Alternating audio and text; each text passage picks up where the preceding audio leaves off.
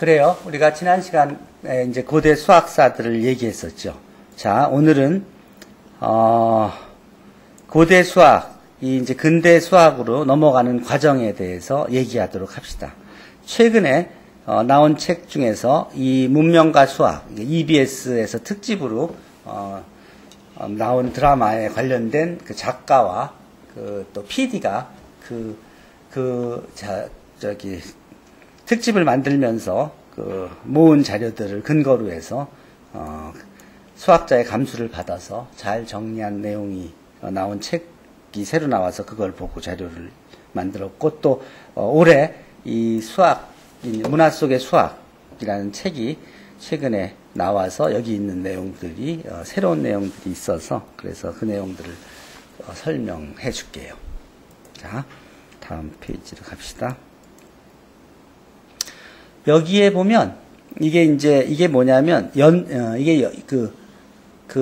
연표예요. 여기 세계사와 함께 이제 세계사의 흐름 속에서 수학사가 어떻게 펼쳐지는지, 어떤 수학자들이 어떤 시대에 활동했는지를 보여주는 내용이 요 페이지 안에 있어요. 그러니까 요 주소에 들어가서 참고해 보면 이 파일을 바로 다운받아서 볼 수 있을 거예요. 그리고 실제로 이제 초기 서양 수학사 이제 이 부분에 대해서는 이제 우리가 지난 2주간 얘기를 해줬고, 또 앞으로 여기서 좀 강화된 이 동양 수학에 대해서는 좀 더 추가해 주도록 할게요. 자, 시대별로 본 수학 발전사 어떻게 해왔나? 유럽, 중동, 아시아, 아메리카. 보면 아메리카는 뭐 수학 역사가 굉장히 짧고 있죠. 그리고 아시아, 인도, 중국, 이집트, 그리스가 오래된 역사를 가지고 있죠. 실제로는 중국은 이제 중국 수학 5,000년이라 그래서 이제 5,000년 이전에 수학 사료를 실제로 발굴해서 가지고 있습니다. 특징은 유럽은 이제 아날로그 시스템, 아시아를 디지털 시스템이라고 특징 지을 수 있는 그런 소지가 있다는 거고, 한국이 여기에 속해 있는 이유는 이게 우리가 지금 가지고 있는 사료들이 임진왜란 전 사료를 다 유실했어요. 아직 하나도 못 찾고 있어요. 임진왜란 전에. 문헌에는 그 이전에 우리가 한 수학들에 대한 내용들이 있는데, 실제로 책이 임진왜란과 또 일제강점기 그리고 6.25 전쟁을 거치면서 많이 소실이 돼서 거의 그 전 걸 못 찾고 있어요. 그래서 여기에서 뚝 떨어져서 여기에 있고, 일본도 마찬가지로 임진왜란 전에는 어떤 기록도 존재하지 않기 때문에 여기에 놓여져 있어요. 여기서는 어쨌든 우리는 고대 이집트, 그리스 시대의 수학에 대해서 전에 얘기했고, 오늘 요쪽 요 부분에 대해서 요 시기에 대해서 얘기하도록 하십시다. 이쪽 부분은 나중에 얘기하도록 하고요. 자, 아까 그 그리스 또 이집트 그 고대 수학에 대해서 왜 거기 그 위치에 그 나라들이 위치하고 있냐 하면은 이 피타고라스 학파에 대한 기록은 정확히 남아 있기 때문에, 기록들이, 그리고 피타고라스의 수도 그렇고 피타고라스의 공식도 그렇고, 어쨌든 이 그리스에서 고대 그리스에 존재한 그런 학자들의 집단으로서 이 수학과 종교를 교의를 삼고, 그리고 다양한 학문 연구를 했으며, 이 만물의 원리는 수이며 만물은 수를 표방한다고 주장하면서 이 수학에 관련된 다양한 연구들을 했고, 그리고 여러 가지 공식도 만들었고, 그리고 많은 수학적 발견을 했고, 그리고 또 무리수도 이 과정에서 찾게 됐죠. 어쨌든 그렇기 때문에 그리스, 이집트가 그 위치에 있는 것은 자연스러운 것입니다. 물론 동양 수학의 그 고대 수학에 대해서 나중에 다시 소개해 줄게요. 자, 그래서 이집트, 그리스의 수학들을 이제 거쳐서 이게 우리가 지금 관심을 갖고 있는 건 그런 수학들이 그 다음 단계를 넘어가는 그런 트랜지션이 이제 어디서 일어났냐 하는데, 그게 이제 2절 문명의 용광로 4부에서 다루어졌어요.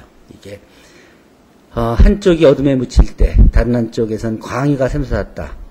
정신이 다른 대륙으로 옮겨졌고 그리고 고대 문명의 총화가 이루어진 곳이 이제 아랍이다. 이 당시가 이제 모든 학문이 아랍으로 통화된 때라고 얘기합니다.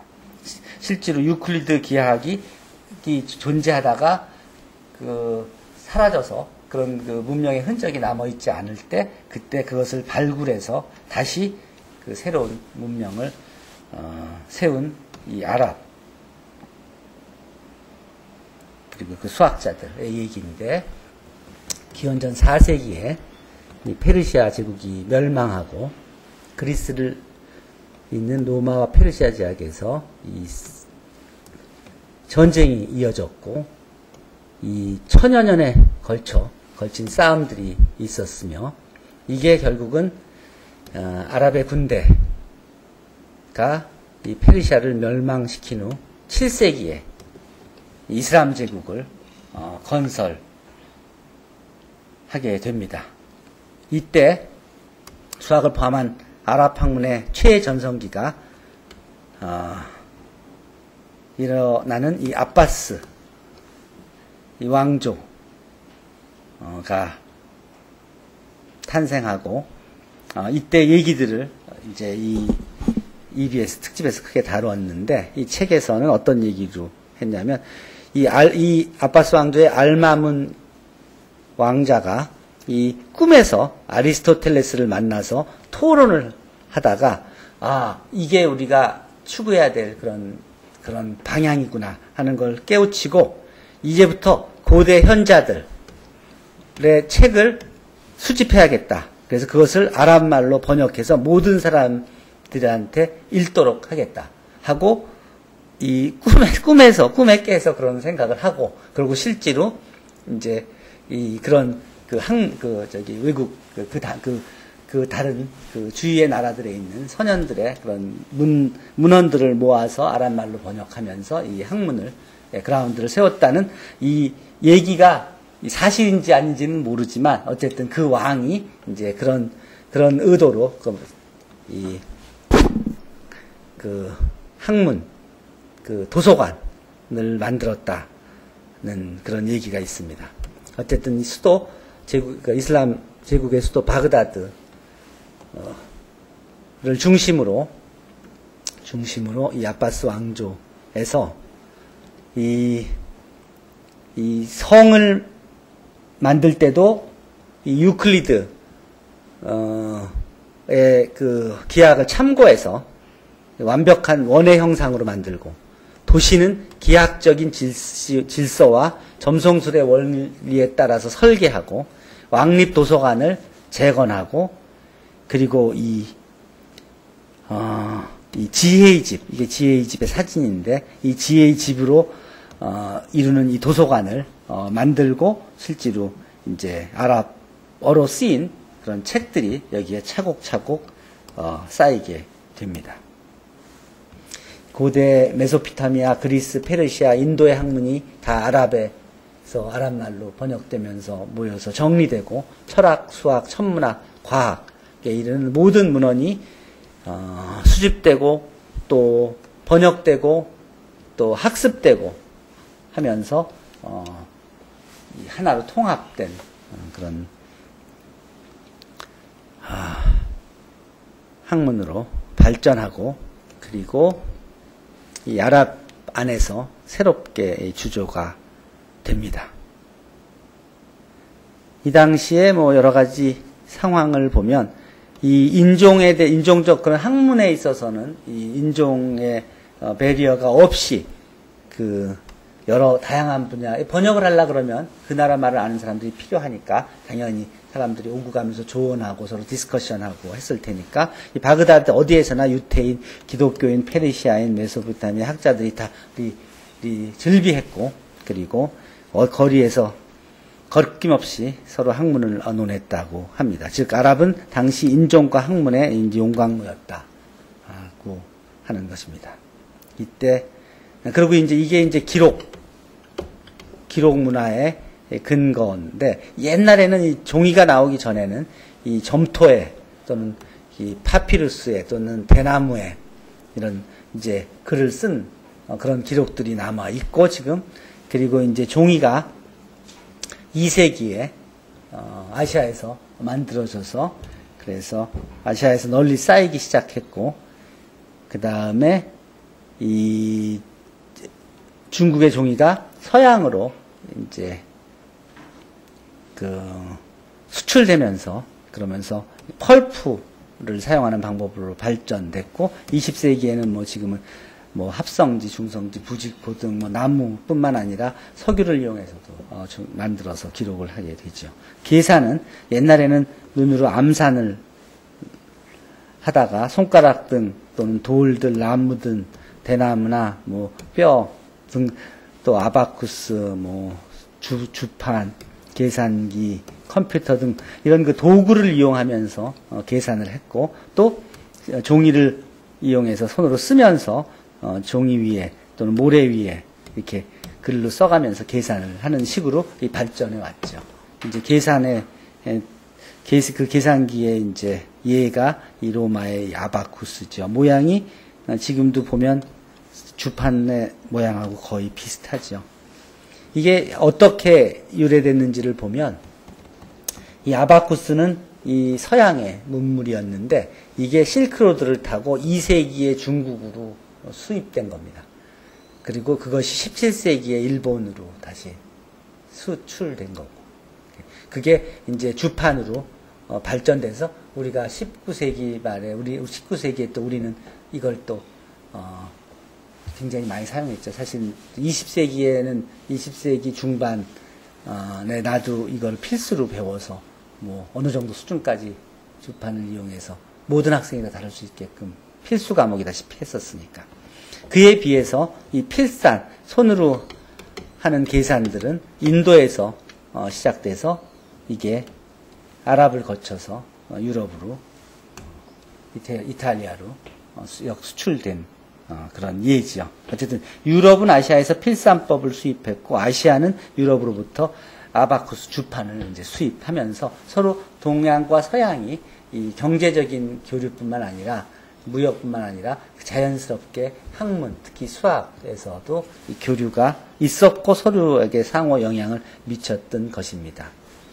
이 동아시아 수학과 과학의 전반적인 수준은 기원전 2세기에서 기원전 6세기까지는 유럽에 전혀 뒤지지 않았다고 평가합니다. 이게 동아시아와 유럽의 과학에 뒤처지기 시작한 시점은 1450년경이며 이는 유럽의 르네상스기에 해당되는데, 이때 이때부터 조금씩 이제 서양이 차별화된 그런 그 학문적인 성과를 이루게 되고, 그것이 누적되어 17세기 초부터는 이 서양의 선교사들이, 실제로는 선교사라기보다 이 서양이 이 동양에 들어가서 이익을 취해야 되는데, 뭐 장사를 하러 간다는 거, 자기가 돈을 벌러 가는 거죠. 그러니까 자기네 싼 물건을 갖다 비싸게 팔고, 그쪽에 싼 은이든지 뭐 그런 비싼 거를, 향료든지 하는 것들을 싸게 가져와서 비싸게 팔려고 하는 게 고리인데, 당연히 이쪽에서는 그거를 견제하죠. 자기 물건은 싸게 팔려갈 거고 그쪽 물건은 비싸게 오니까 보호 무역 장벽을 세우죠. 그렇기 때문에 이 선교사들을 앞세워서 가서 봉사하는 그런 역할을 하러 돈을 벌러 온 게 아니라 이 봉사하러 왔다는 그런 의미로 선교사들을 이제 파견하게 된 게 유럽이고, 그 중에 이제 마테오 리치가 이 중국에 와서 이 기독교 선교의 한 방법으로 이제 교육, 특히 이 동양의 과학보다 더 수준이 높다고 자기들이 와서 보니까 이거보다는 이 방법이 더 나은데, 또는 이거보다는 우리가 좀 더 우수하다고 하는 것들을 과시하기 위해서 이제 그런 것들을 보여주고, 그리고 자기들의 문명의 우수함을, 그래서 우리가 너희들한테 가르쳐 줄 게 있다, 너희들한테 배울 게 있다 하는 그런 메시지를 보내지요. 그래서 그런 도구로 유럽의 최신 과학 지식을 아시아에 소개하고, 그러면서 이제 사실은 아시아가 그제서야 이제 깨우치게 되죠. 이게 서양이 그 전에 오랫동안 무시해 왔었는데, 야만인들로 무시해 왔었는데, 그게 아니라 과학기술에서 상당한 수준에 이제 올라 있다는 것을 이제 알게 됩니다. 근데 수학에서는 또 약간 다른 게, 요때 서양 수학이 많이 들어옵니다. 서양 수학이 들어와서 소개됩니다. 그러니까 그걸 다 번역을 해서 수리정원이라는 책을 써요. 이게 뭐냐면 서양 수학들이 다 들어온 거, 동아시아에 들어온 것들을 다 중국말로 번역을 해서 그래서 이렇게 두꺼운 그 몇십 권짜리 책으로 만들어놔요. 근데 그거를 이제 중국말로 바뀌어지니까 중국의 수학자들, 산학자들이 그걸 볼 거 아니에요? 중국 산학자들이 그걸 보면서 쭉 보니까 어떤 부분은 완전히 기하학 같은 거는 잘 모르겠고, 근데 대수학 같이 문제 푸는 거는 중국도 몇천 년 동안 그 문제를 풀어왔으니까 자기 나름대로 푸는 해법이 있을 거 아니에요? 뭐 천원술이라든지 뭐 등등 아주 기술자들, 전문가들도 많이 있으니까 그 사람들이 그 책을 보면서 그 대수 쪽 책을 보니까 이 푸는데 굉장히 별로 현명하지 못한 방법으로 풀고 해법도 별로 이렇게 빨리 풀지도 못하고 또 깔끔하지도 않고 하다고 느끼게 돼요. 그래서 그걸 보면서 서양 수학도 뭐 별거 아니네. 뭐 저쪽 건 잘 모르지만 뭐 이것이 별거 아닌 걸로 봐서는 저쪽 것도 별거 아닐 거라고 그렇게 얘기를 하는 사람들이 있고, 그러면서 그냥 서양 수학이 이렇게 막 밀고 들어오는데도 번역까지 해놓고도 그냥 우리는 우리대로 장점이 있고 서양은 서양대로 장점이 있다. 그러니까 뭐 서로 뭐 협조하면서 그냥 하는 대로 하면 된다. 즉 변화할 필요 없고 개혁할 필요는 없고 그냥 지금 하는 대로 우리는 하고 너희 하는 대로 해라 하는 그런 정도로 생각을 하고 오랜 기간을 또 보냅니다. 그러다 결국은 이제 뭐 아편 전쟁으로 홍콩을 잃고 뭐 그 정말 그 나라가 제국주의에 이제 시달리게 되죠.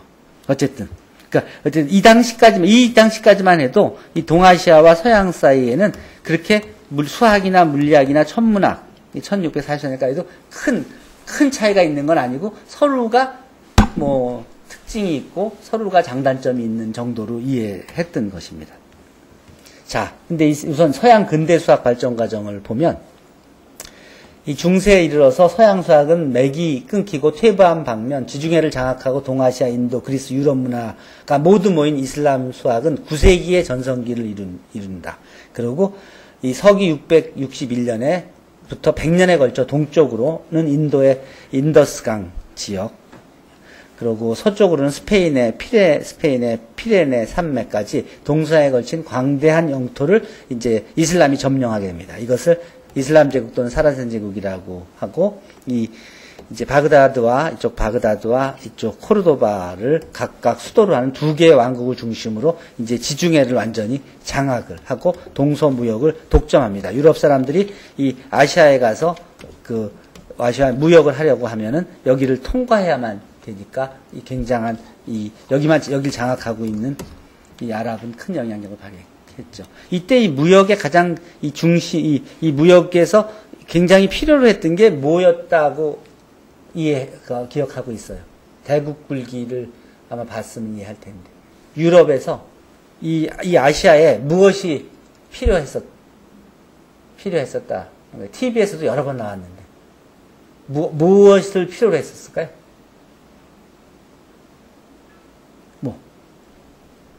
무역을 하는데 그 중에 꼭 필요했던 거. 웬만한 거면 조금 비싸게 쓰면 그만인데 자기네는 없고 저쪽엔 있고 그것도 싸게. 그게 있으면 그게 향신료가 그 중에 하나죠. 이 향신료가 왜 필요하죠? 먹고 살아야 되잖아. 소를 한 마리를 잡았으면, 돼지 한 마리 잡았으면 이게 며칠 냉장고가 없으니까 그땐 얼음도 없으니까 그게 금방 썩어버리잖아요. 그러니까 그냥 매일 그렇다고 잡아먹을 수도 없고, 그러니까 보통 때는 배고프잖아. 하나를 잡아서 두고 먹으면은 오랫동안 먹을 텐데. 근데 이 향신료, 후추 같은 거를 넉넉히 쳐서 두면은 고기가 상하지 않잖아요. 말려서. 그래서 이렇게 향신료 쳐서. 그러니까 근데 이게 이 아시아에는 있고 유럽에는 없었다고. 그러니까 이게 꼭 필요했던 거지. 국민의 생활 수준을 높이는데. 그리고 이제 그 후에는 저 네덜란드 쪽에서는 저기 본 차이나 저기 뭐야 도자기 나중에 도자기 이전에 도자기 없을 때는 뭐에 밥 먹었어요? 뭐 나무 그릇이든지 뭐 그런 도자기가 아니었을 때 뭐 돌 그릇이든지 뭐 이랬을 거 아니에요.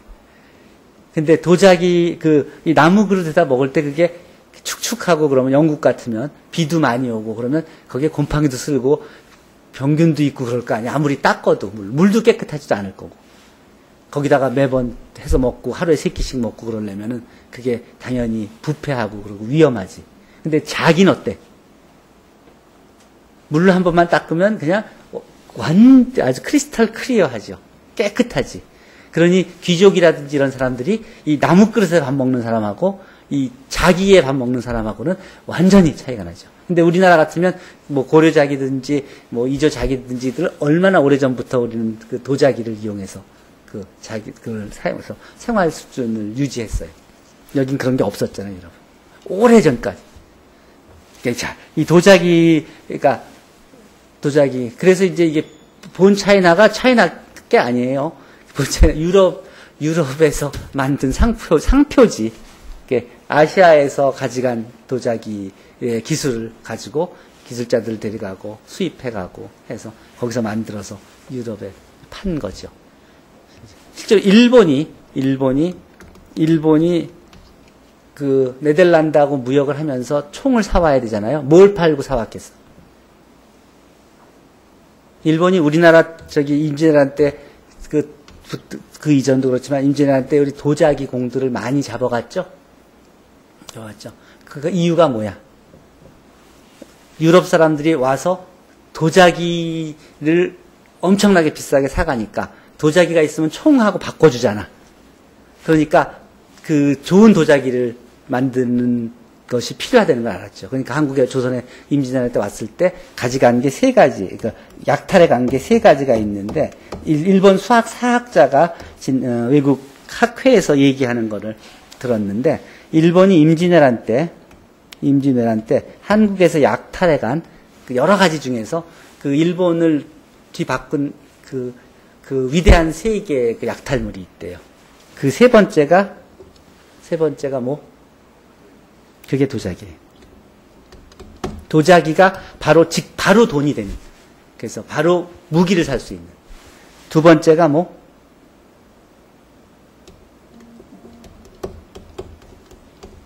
학문, 인문학, 퇴계학, 인문학, 학문. 우리나라의 유학. 높은 수준의 이 학문을 가져간 것들. 이 책, 이 종이, 이거 책들 가져간 거. 그 중에 그 첫 번째, 그래서 그러니까 학문이라는 것이 시작되기 시작했고, 첫 번째가 뭐겠어요? 가장 위대한 약탈물. 일본 사람들이 생각하는 도자기보다 훨씬 위에.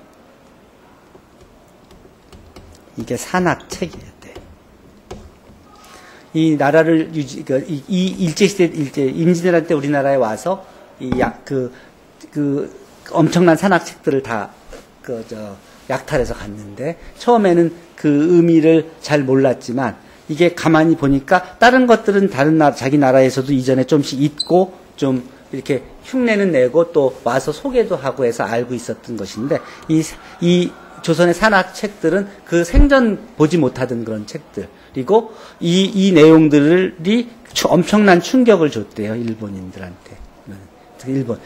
이걸 보면서 우리나라는 하나의 단일 국가로서 유지가 되는 나라고, 일본은 뭐 작은 군주들로 이루어진 아직까지 체계가 덜 잡힌 상태였잖아요. 이 조선이 유지되는 이유가 이런 학문이 있기 때문에, 체계적인 사이언스가 있기 때문에 이것이 가능했구나. 그래, 천문학, 또 과학, 결국은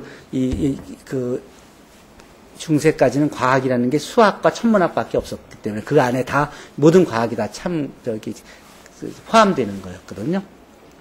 이 조선이 일본보다 선진국인 것은 이런 학문이 있기 때문에 이게 이 나라가 안정되게 그 유지가 될 수 있다는 걸 알고 이 산학책을 가져와서 그때부터 산학을 공부하기 시작해서 그래서 세키고아가 나오고 이 그 첫 번째 일본 수학 책들이 나오기 시작했다는 거예요.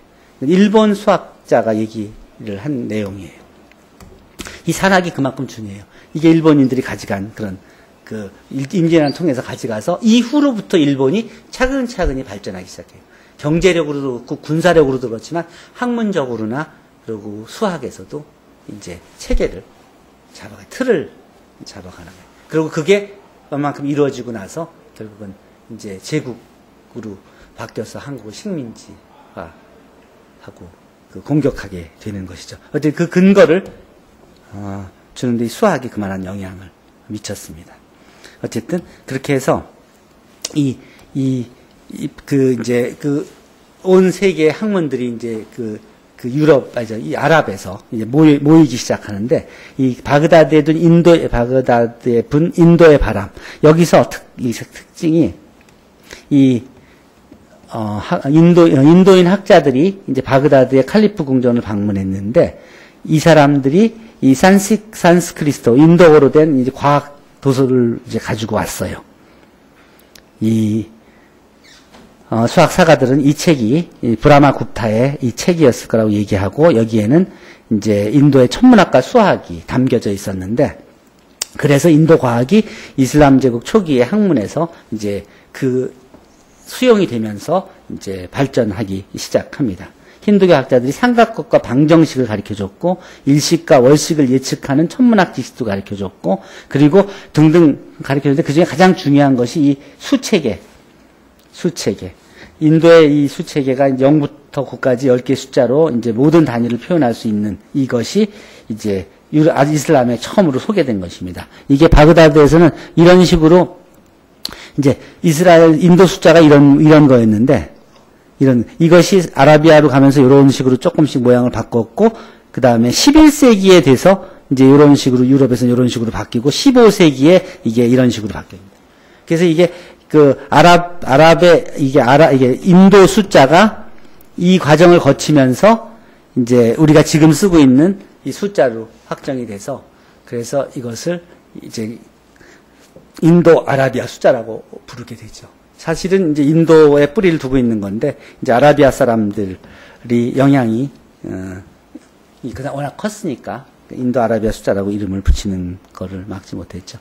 이거는 이상의 이제 시인데, 여기에 1, 2, 3, 4, 5, 6, 7, 8, 9, 10만 가지고, 그리고 시를 쓴 내용이죠. 이 내용을 통해서 어떤 얘기를 하고 싶었을까 하는 것들에 대해서 이거를 이제,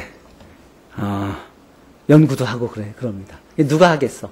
원래 이상이 이게 경성 공업학교를 나온 사람이죠. 건축학과를 나온 사람이, 다닌 사람이지. 그 사람이, 이게 문학가가 아니라고요, 이상이. 원래 시인이 아니라고요. 이게 공학 같은 사람이라고요. 그러니까, 이 사람이 이걸 어떤 의도로 이걸 썼을까 하는 거. 이게 뭐 같아요? 이게 1, 2, 3, 4, 5, 6, 7, 8, 이 숫자들을 이렇게 쓰면서 이걸 거울로 이걸 비친 다음에 거울에 보이는 걸 쓴 그런 내용인데, 이제 본인은 얘기를 정확하게 얘기 안 하고 죽었지만, 나중에 번역하는 사람들은 이게 이제 과학 세계의 반성과 절망을 표현하는 그런 이상의 시다. 뭐 이렇게 얘기를 합니다. 어쨌든, 그러니까 아라비아 숫자가 이런 식으로 시로도 다시 우리나라에서도 이미 오래전에 이렇게 소화되고 했다는 것은 여러분들이 알아둘 필요가 있을 것입니다. 이 인도의 천문학이 아랍 과학에 미친 영향은 뭐 말할 것도 없이 컸겠죠, 이게. 이걸로 아랍인들은 천체 위치 경로를 예측할 수 있게 됐고, 또 이 삼각함수를 통해서 삼각표를 이렇게 만들고, 그리고 이것이 유럽에 전해지면서 서양 수학계의 중요한 참고 자료가 됩니다. 그러니까 이 아시아의 이런 수학 과학이 자연스럽게 유럽, 아랍을 거쳐서 이것이 여기서 다시 정리되고 오랫동안 묵힌 다음에 이제 이탈리아를 통해서 그래서 유럽으로 갑니다. 시간이 됐으니까 오늘 여기까지만 얘기하죠.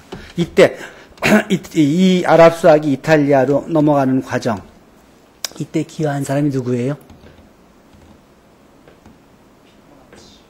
피사의 피보나치죠. 피사의 피보나치. 피보나치란 말이 피사에서는 보나치의 아들이라는 뜻이래요. 보나치의 아들이라는 뜻이래요. 레오나르도 피보나치. 자, 오늘 여기까지 하고, 여러분 내가 자료는 올려줬으니까 읽고, 그러고서는 의견들 달고, 그러면서 슬슬 정리해서 보고서 쓸 수 있도록 준비합시다. 그래요. 오늘 여기까지 하고 다음 시간에 이어서 설명하도록 합시다. 자, 질문 있으면 질문하세요. 파이널라이즈 하는 거를